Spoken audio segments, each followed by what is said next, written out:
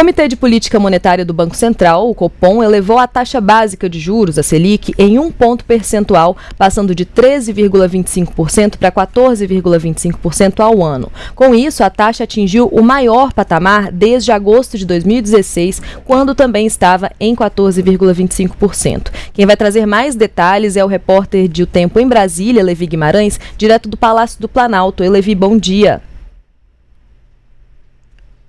Olá, Dani, muito bom dia para você, bom dia também para todo mundo que nos acompanha aqui no Primeira Análise. Pois é, não chegou a ser uma surpresa para ninguém aqui em Brasília essa alta de 1 ponto percentual na taxa básica de juros, mas não deixa de ser também um aumento bastante impactante, principalmente porque a decisão foi unânime, ou seja, todos os diretores do Banco Central concordaram com esse aumento, inclusive o presidente do Banco Central, que foi empossado agora em janeiro, o Gabriel Galípolo, que foi indicado pelo presidente Lula. Esse é o maior índice que a taxa alcança desde o auge da crise do governo Dilma Rousseff, e a tendência é que não deve parar por aí, porque o Banco Central já indicou que na próxima reunião do Copom, que vai ser em maio, a gente deve ter um novo aumento da taxa Selic, mas em menor proporção. Ou seja, se dessa vez a alta foi de 1 ponto percentual, na próxima é possível que seja de meio ponto, ou de 0,75 ou de 0,25. Mas o que já se projeta, por exemplo, no mercado, é que ainda neste ano os juros alcancem 15% ao ano. O ministro da Fazenda, Fernando Haddad, comentou esse aumento hoje no programa Bom Dia Ministro, da EBC. Ele disse que já esperava, porque já era um aumento contratado pela gestão anterior do Banco Central, do Roberto Campos Neto. Vamos ouvir. Você contratou, como dizem, 3 aumentos bastante pesados na Selic, na última reunião do ano passado. Você não pode, na presidência do Banco Central, dar um cavalo de pau depois que você assumiu. Isso é uma coisa muito delicada. Quer dizer, o novo presidente, com os novos diretores, eles têm aí uma herança a administrar, mais ou menos como eu tive uma herança a administrar em relação ao Paulo Guedes. Bom, e essa foi a 5ª alta consecutiva da taxa de juros. E por que isso acontece? De acordo com o Banco Central, os principais motivos são mercado de trabalho aquecido, atividade econômica em níveis altos, com altos índices de consumo, um aumento também nos gastos do governo federal, nos gastos públicos, e também o cenário da economia internacional, que tem pressionado bastante o dólar e que afeta também o cenário interno. Todos esses fatores, de acordo com o Banco Central, contribuem para o aumento da inflação, e lembrando que os juros são o principal instrumento que o Banco Central dispõe para controlar a inflação. Então, sempre que a gente tem um aumento dos juros, é porque o Banco Central acredita que existe um risco da inflação aumentar. Quando os juros diminuem, é porque o Banco Central entende aí que os juros estão devidamente controlados. Hoje a gente tem uma meta de 3% na inflação, sim. E os índices atuais de inflação estão um pouco mais aí de 5%. Dani. Perfeito, Levi. Obrigada pelas suas explicações. A gente se fala numa próxima oportunidade com mais informações aí de Brasília. Bom trabalho para você. Bom, agora a gente chama a Francine Ferreira para conversa para entender quais são as repercussões desse aumento. O Levi explicou um pouquinho aí sobre como funciona, né, essa lógica do Copom, a lógica do Banco Central para o aumento de juros, só que isso tem repercussões políticas, né? Assim, quanto mais alto os juros, existe também essa implicação para o governo federal, né, Fran? Bom dia. Ei, Dani, bom dia para você, bom dia também para todo mundo que nos acompanha. Pois é, já era esperado, né, como o Levi disse, como o próprio ministro Fernando Haddad, a gente ouviu agora, também falou, esperado esse aumento.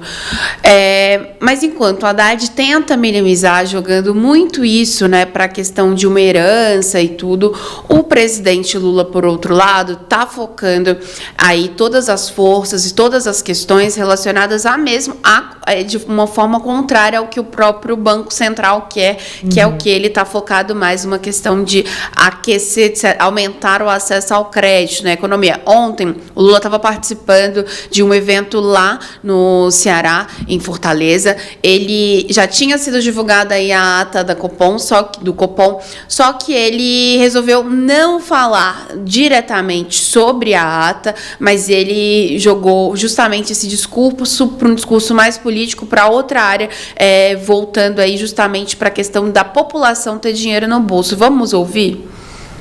É por isso que os especialistas encontravam que o Brasil ia crescer só 1,5% em 2024 e o Brasil cresceu 3,4%. É por isso que os especialistas dizem que o Brasil não vai crescer muito em 2025 e eu quero aqui fazer um desafio aos teóricos. O Brasil vai crescer outra vez acima de 3% nesse país. É o país que mais tem crescido no mundo praticamente. Tem 1 ou 2 países que crescem mais do que nós.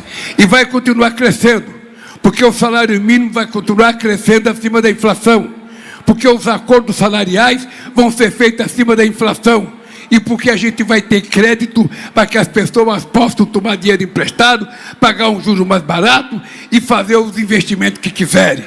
Vai melhorar e vai crescer mais, porque a gente vai fazer muito crédito para o pequeno e médio empreendedor. Pois é, então esse discurso do Lula vai muito no sentido mais voltado para o quê? Para a busca dessa popularidade dele. Como a gente vem mostrando aqui, uma das principais ações, perseguições agora do governo é justamente isso, né? Aquecer aí, colocar mais dinheiro nas mãos das pessoas. Vamos lembrar, nos últimos dias a gente teve a liberação do saque retido no FGTS, teve também a questão de facilitação da contratação do crédito consignado. Nesta semana, também, o governo enviou ao Congresso Nacional um projeto de lei para isenção do imposto de renda para quem ganha até R$5.000 por mês. Ao mesmo tempo, também vai ter um desconto parcial para quem ganha até 7,5 por mês. Então, o governo está tentando agir dessas formas, justamente o quê? Nesse sentido de colocar mais dinheiro nas mãos das pessoas, mas também que vai muito contrário à política monetária contracionista, né? Então, indo até de encontro que o Levi falou, né? Que aí hoje seria o quê? Justamente as medidas adotadas pelo Banco Central para controlar a inflação, proteger o poder de compra da moeda e também desestimular o consumo. Então, o presidente Lula e as ações de hoje estão indo totalmente contrário a isso, como se, vamos focar aqui numa questão da popularidade. Isso não deve mudar, tá? Porque a gente está falando de um governo que está tendo uma popularidade que ainda está baixa e que tem eleição em 2026. Então, o governo vai continuar perseguindo não só esse discurso, mas também tentando colocar em prática mais ações relacionadas a isso. Por outro lado, então, a quem cabe a culpa?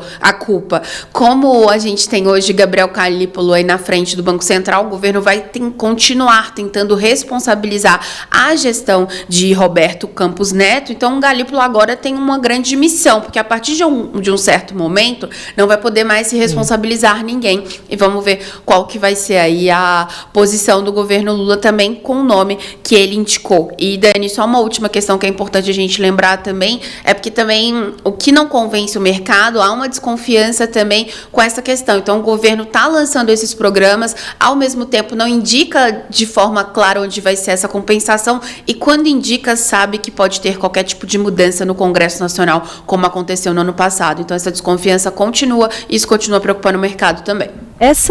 Um dos motivos, que é colocado, inclusive, essa questão dessa instabilidade, talvez, interna de medidas, enfim, que é colocado, inclusive, como uma das razões desse aumento da taxa básica de juros, ele acaba sendo não resolvido, Fran? Quando a gente tem esse tipo de medida de estímulo de consumo, que a gente sabe que, para o nosso espectador, assim, o consumo, ele aumenta, quanto mais o consumo é aquecido, quanto mais consumo há no mercado, quanto mais dinheiro há circulando, mais aumenta uma demanda, mais aumenta a inflação. Então, a partir do momento que o presidente Lula cria medidas que vão trazer esse dinheiro circulando no mercado, aquecendo a economia e fomentando o crédito, a política monetária do Banco Central, ela acaba ficando ali em um embate com o próprio governo, né? Acaba sendo uma questão que a taxa de juros vai subir demais, pode ser que suba demais, e aí acabe numa situação incontrolável, assim. A gente tem uma taxa de juros que hoje ela atinge o consumidor de uma forma que a intenção dela é reduzir a inflação, então a médio, longo prazo aí mais ou menos a gente teria, né, uma queda de preços, mas diante de um cenário que acaba estimulando o consumo em vez de andar junto com essa política de contração, ele acaba gerando essa instabilidade que você cita, né, Franz? Ele acaba gerando essa incerteza que aí não tem muito, é mais difícil de prever, né? É mais difícil. A gente tem o governo dizendo que vai melhorar, que vai ter uma inflação que vai ficar pouco, né? O Haddad fala que a inflação deve terminar 2025 em 4,9%, pouco acima da meta que ele coloca de 4,5%, mas existem previsões que colocam essa inflação em 5%, mais de 5%. Então, fica aí essa instabilidade de como que vai se chegar a esse resultado que o governo pretende, que o governo prevê, e se, na verdade, a gente vai ter alguma interferência, alguma reação do mercado que coloque, na verdade, esse aumento de preços mais acima, né? Coloque isso maior e dê mais impacto ao bolso do brasileiro. A taxa Selic especificamente impacta no bolso do brasileiro no sentido de crédito, né? Então, se você vai fazer uma compra a prazo, se você vai pedir um empréstimo no banco, a taxa, os juros que você vai pagar por essa compra, por essa contratação desse serviço de crédito vai ser maior. Ao mesmo tempo que numa poupança, por exemplo, ou no investimento de renda fixa, você tem mais rendimentos. Então, a taxa de juros ela beneficia investimentos de certa forma, ela tem esse objetivo de conter a inflação, mas para quem precisa de crédito, que é uma aposta inclusive do governo para aquecer a economia, ela acaba gerando ali um certo transtorno, né, Fran? Exatamente. O cenário não parece mudar, né? Nem a curto, nem a médio ou a longo prazo, justamente pela questão das eleições de 2026 se aproximando. Então, o governo federal não vai recuar em relação a esse tipo de programa.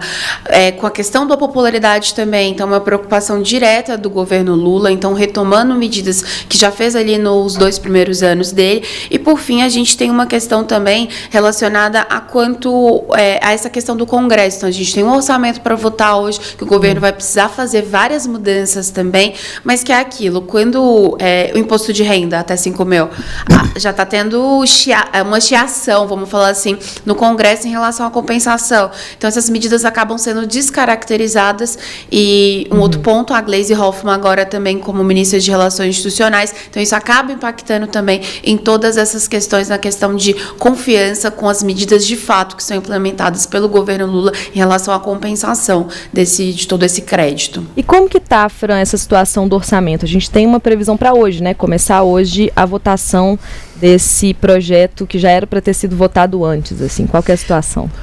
Pois é, demorou muito, né? Era para ter sido no ano passado, para esse ano emperrou ainda mais por uma falta de definição das comissões, que começou a ser feita nesta semana, e agora a gente começou agora há pouco, por volta das 9h50 da manhã, justamente a votação na Comissão Mista de Orçamento, e há uma previsão de que se tenha a votação no plenário do Congresso Nacional ainda hoje. Se não tiver essa votação hoje, vai ficar só para abril, porque o presidente Lula e os presidentes da Câmara e do Senado, Hugo Motto e Davi Alcolumbre, vão para uma missão oficial no Japão na próxima semana. Então, é de interesse de todo mundo resolver isso hoje, interesse para o governo, que está aí, né, com um orçamento restrito, e interesse também para os próprios parlamentares, porque eles querem que as emendas sejam aprovadas.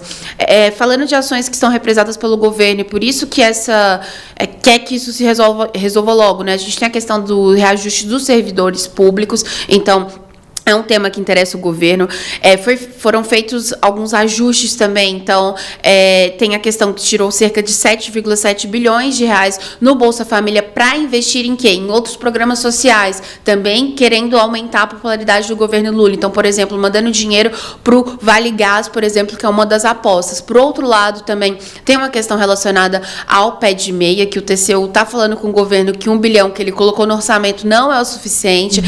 São 10 bilhões. Então, essas ações são importantes para o governo. E uma última questão só importante da gente passar também, que é justamente previsão, saiu agora o relatório, a previsão de emendas parlamentares no orçamento desse ano está na casa de 50,4 bilhões de reais. Se a gente for pensar nas impositivas, as impositivas são o quê? São aquelas emendas individuais e de bancadas. O Congresso vai ter na mão para definir qual que vai ser o destino, e o governo só tem que acatar e fazer quase 39 bilhões de reais. E as emendas de comissão, que estão na casa aí de 11 bilhões de reais, e elas estão sendo questionadas agora pela falta de transparência pelo Supremo Tribunal Federal, esse imbróglio continua, então chega aí quase 11 bilhões de reais, mas tudo isso deve ser equacionado, deve ser aprovado. Enfim, o interesse é do governo, o interesse também dos parlamentares em relação a isso. Dani? A gente aguarda, então, o desenrolar dessa questão durante o dia de hoje.